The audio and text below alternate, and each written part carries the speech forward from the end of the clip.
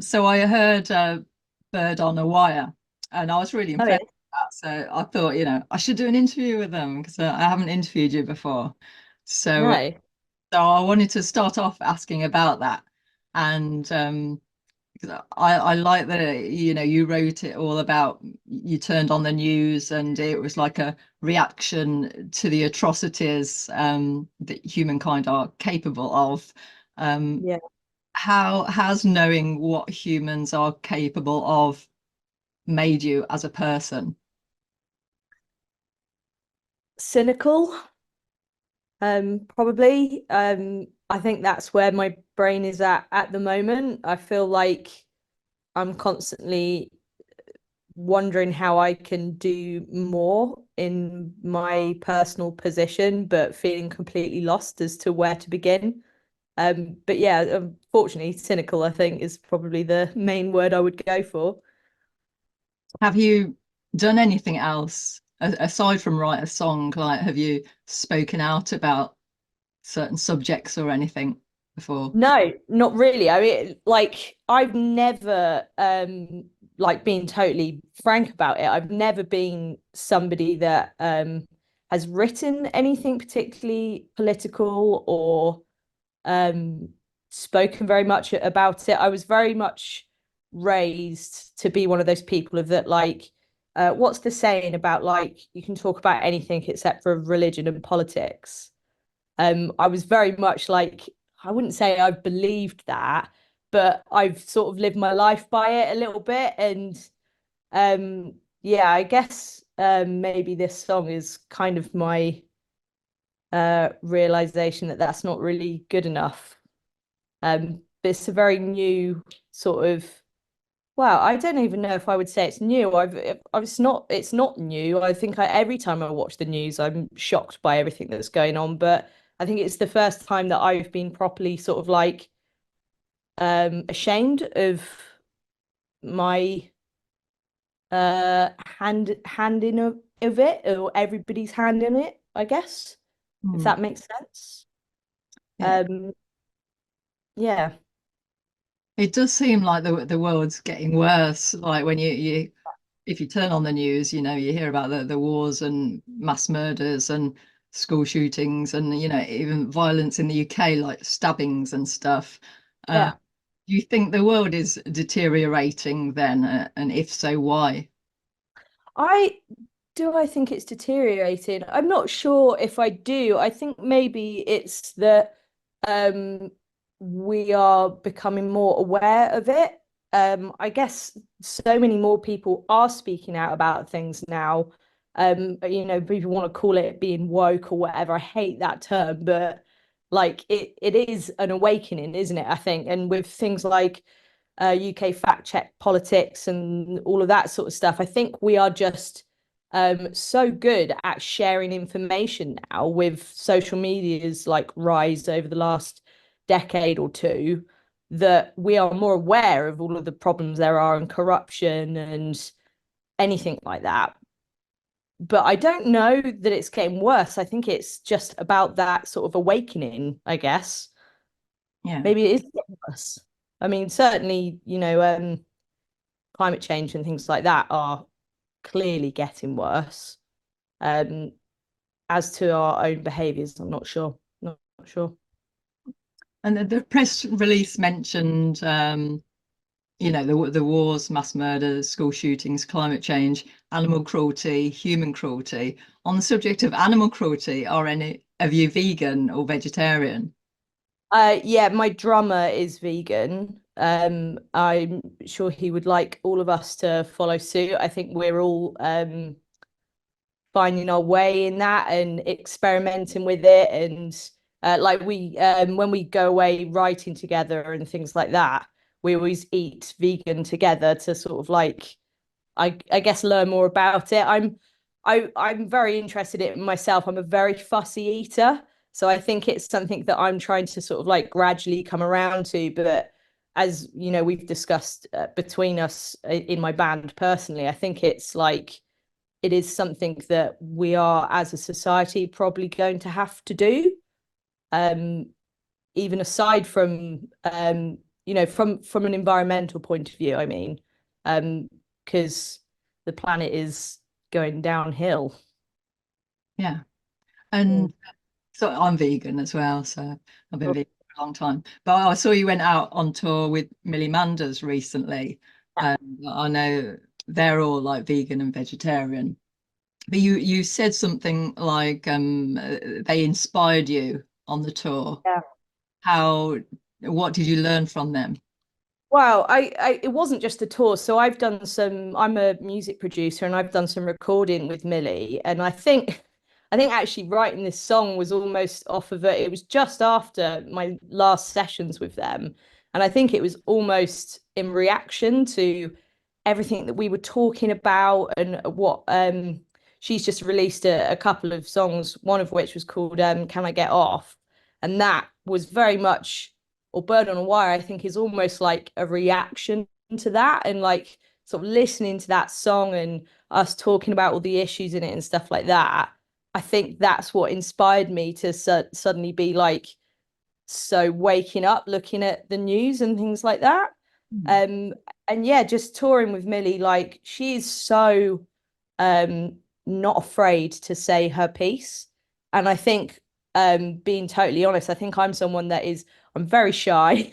And you wouldn't necessarily know once I'm on stage, but I am very shy. And so talking about things and how I deal with them when I'm addressing audiences and stuff like that, I'm so scared to rock the boat all the time, and offend somebody. And Millie does not give a crap about that sort of stuff. She just gets up there and she says what she believes and says what she means.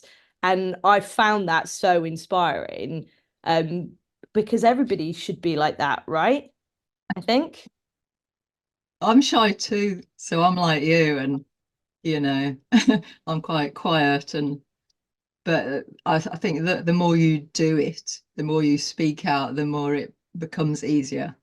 Yeah, for sure. And so you sing, you only want to blame your weakness in the song. What do you mean by that? What weakness do people have? So I think you could apply this to like many different things. I think on a personal level, it would be, um, speaking of like veganism and things like that, like the mindset and the belief of it and all of that, I utterly respect and completely agree with and believe in. But putting it into practice and me turning down meat, it's sort of like I feel even like awkward saying it out loud at like in this moment, but like I don't have an excuse for it other than that, like it's in my life and I don't know how to reframe everything. And I don't even mean that in a mental way. I mean like in terms of like my own cravings and like, the sort of classic thing that everybody asks you of like, don't you miss bacon or something like that? I would absolutely miss bacon, but that's not an excuse. And I think when I'm in the song, when I'm saying things like, you only want to blame your weakness, like that's what that sort of stuff is about. And it's not about being like, no, I'm going to be strong in this moment and this is what I believe in, so I'm going to do it. It's about that sort of like realization that actually you're just kind of admitting that you're weak by saying that. Hmm. Does that make sense? It's a really good lyric, I think. Yeah. So, but And again, apply it to so many other situations as well, like, not wanting to, again, use Millie as another example of the way she stands up on stage and says like, all of this stuff and that she believes in, and I'm terrified of doing that. And you could say that I'm just blaming the fact that I'm shy for not standing up there and doing that, and that's one of my weaknesses. So, there's so many different layers to it, I think. yeah. So, but you released your debut single, Home. Well, you re-released it on March the 1st. Would you say that song like symbolizes who you are, and why did you want to re-release it?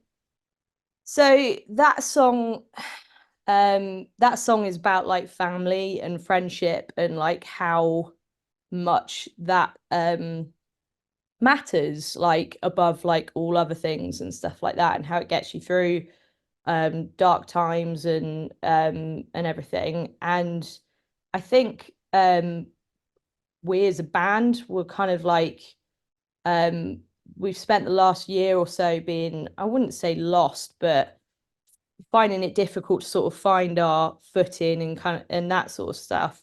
And we had some fans of ours desperately want us to re-release that song and put it back out on streaming platforms and stuff like that.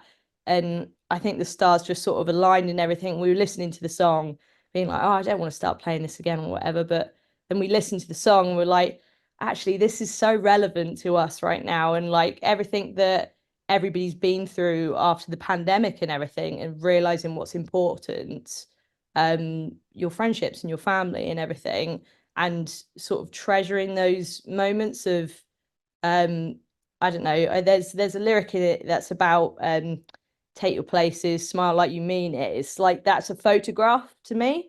And while, you know, life can be difficult, when you have those little snapshot moments, they mean everything, I think. And, you know, relating it to Bird on a Wire and everything, it kind of is the thing, those are the things that get you through all of that other horrible stuff. Yeah. So how do you feel you've grown since the initial release of Home? Um, I don't care what people think quite as much in terms of my songwriting. I think when we first released Home and other songs off of that first EP that we sort of buried, I think I cared a lot what people thought of us, and I wanted like this like refreshing but really pop sound that was going to like elevate us in some way. And now it's like 10 years later and I kind of don't really care about that sort of stuff. I'm just writing what I care about and the music that I love. um and I think, you know, as long as you're writing something that you love, then somebody else will probably like it as well, right? I think. Yeah. So you wrote enjoy this trip down memory lane as we reminisce and reflect on our band and our childhoods too. What musical memories stand out from your childhoods? From our childhoods, crikey, I wouldn't even know where to begin, I don't think. I mean, for me, just like playing at school, I guess, like, and playing in my first band at school rock concerts where you're scared that someone's going to shut the curtain on you if you're not very good or something like that. I don't think they really do things like that anymore. Um, yeah, and I guess the early days of All Ears of Avow with us touring and everything, it's not really our childhood, but um, we were so much more carefree back then. Hmm. And tell me about the band's friendship and how you did get together and how you've remained such close friends. Wow. So, me and the bass player, Joe, we are in a relationship and we've been together for like 16 years. So, which we met through music college. So, we've been playing music together for a long, long, long time. And then the other guys, I think Joe went to college with Sean, and they actually knew each other when they were like 1 or 2 years old. So they've got all these really cute photos of them together as toddlers. And yeah, so I met Sean through Joe. And then Jake, he was in another band, and we sort of poached him, I guess. And we've just been the absolute best of friends since. And you know, we go on holiday together, we own businesses together, and like I said, me and the drummer, we run a recording studio together, and the other two work together. We're just a bit in each other's pockets, I think. I was going to ask about your studio, like how did it that come together and how busy are you with it at the moment? Very busy, too busy sometimes. Yeah, so I've been working as a producer for maybe about 5 years or so now. And I was working out of this studio. And the owners during the pandemic, they just decided to call it quits. And I sort of thought I was having to possibly give up on music and go and get a desk job somewhere or something. And Sean, my drummer, he sort of appeared and went, well, how about we take over it together? And so we did that, and that was 2 years ago now. And yeah, it's been absolutely thriving. We're a rehearsal studio as well as a recording studio. Um, I'm recording bands all the time, so it's great fun. Has producing any other artists inspired you musically? Yeah, definitely, definitely. I mean, as I said before, after I worked with Millie, I think I was very in a political mindset, and that's what ended up with Burn on Wire, for sure. And then just I don't know, I like to think that we kind of straddle genres a little bit in All Is About, and every time I have a band come in that is maybe on the heavier side or something, I'll all of a sudden I'll be writing heavier riffs and heavier songs, and then I'll have a band come in that are really poppy, and all of a sudden I'm writing stuff like that. So I think, even if it's unintentional, I think everybody that I'm working with is having an impact on my creative brain, which is fantastic. I love it. You released, was it your debut album, Get in the Game, in 2015? Blimey, yeah, where do you find that? Google. Yeah, yeah, we did, but we that's not something that that's not on streaming services or anything, get in the game. We took that one down. Do you not like that? No. No, I think You prefer- well, but when we took it down, we got a lot of complaints actually, which was kind of nice. But I think we felt I say we the guys agreed with me, but I'm the one that had the um I don't want to call it a meltdown, but let's call it meltdown. I'm the one that had the meltdown over it, of it just being like, I just didn't think it was very good. I didn't think it was like, I think that is the moment that I went, I'm not writing for me. I was writing for other people, and I couldn't listen to those songs and be like, this they meant nothing to me. Those songs meant nothing to me. They weren't really, that's not entirely true. There was maybe a couple of them that meant a lot to me actually, but generally as a whole body of work, I just didn't feel attached to it, and I didn't want to be in a band where I didn't feel attached to what I was singing, and what I was writing about, and stand up on stage every night and play those songs with, like, I don't know, I just felt like I was going through the motions, I guess, by promoting that album. And yeah, so we sort of, that was a real sort of like line in the sand for us, of like that we kind of went, okay, we're not going to do things like that anymore. And after that, everything that we did like got better, got more popular and more like catchy and all of that sort of stuff. And I think that was a weird thing for me to go through, in that like I felt like I was trying to be catchy and popular before this moment. And then it was like, no, I don't like that. Started being more honest in my songwriting and writing for myself, and suddenly the music was better. It's go figure. Hmm. Would you rather I don't mention that album at all? Oh Like, no, I don't mind it. Like, I mean, people aren't going to be able to find it if they were to look for it. okay. So who else has inspired you recently? Do you get inspired by many people? Um, I don't know about, well, I think I'm quite one for like sometimes being inspired by things I've seen in TV shows and films and stuff like that, like storylines, I guess. Um, Well, I guess anything. I guess my brain's like a sponge in it, and it's like in this similar way with the latest single, and it being sort of the news and all of that kind of stuff that had affected me.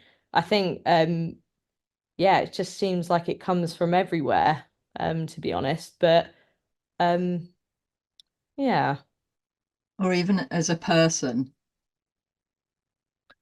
um, as a person. I I feel like there are people like I mean I find Hayley Williams absolutely amazing at the moment. I feel like that's a really an obvious choice, but um what Paramore are doing with that, they've just got to the end of their record label and now they just seem to be doing whatever the hell they want. I think that's amazing. And that's a place that I would love to. I mean, I wouldn't say I'm not doing what I want because obviously I've just spoken about how I am, but like there's so much power in that. And I find that absolutely amazing. And even along the same lines so that they're supporting Taylor Swift at the moment. Taylor, like her songwriting, I don't really listen to her, but every time I do, her songwriting just sort of astounds me. Um, but then I'm not really into that sort of music. It's just something about the way that she constructs things and the things that she talks about and everything. I find really impressive. And Yeah, again, just from a power point of view of, that she is owning everything that she does. I think I read the other day that there are only 9 albums that sold a certain number, the highest number ever on the Billboard charts on day one, and 7 of those albums are Taylor's albums. And you can't really deny it, can you? Like just how impressive that is. yeah. So how would you most like to inspire others? Um, I think from a sort of um, female guitar player, songwriter, producer perspective, like there are so few of us in the music industry, in the tech side of the music industry, where I'm a producer. I think it's something like 2% of the industry is made up of women and non-binary, and it that shocks me. And I think that, if I can be somebody that sort of proves that you can do it and that it's not just a boys club or that it's not just for the boys and everything, then I think that's the stance that I quite like. And finally, how do you see all ears Avow's future? Oh, I don't know. I think we're just at the moment we're just happy to keep writing music and putting it out there and playing whatever gig people will give us, to be honest. And as long as we're still four mates having fun, that's all that really matters to us. Um, however, if somebody wants us to offer a main stage slot at Reading Festival, I'm not going to turn it down. So, you know.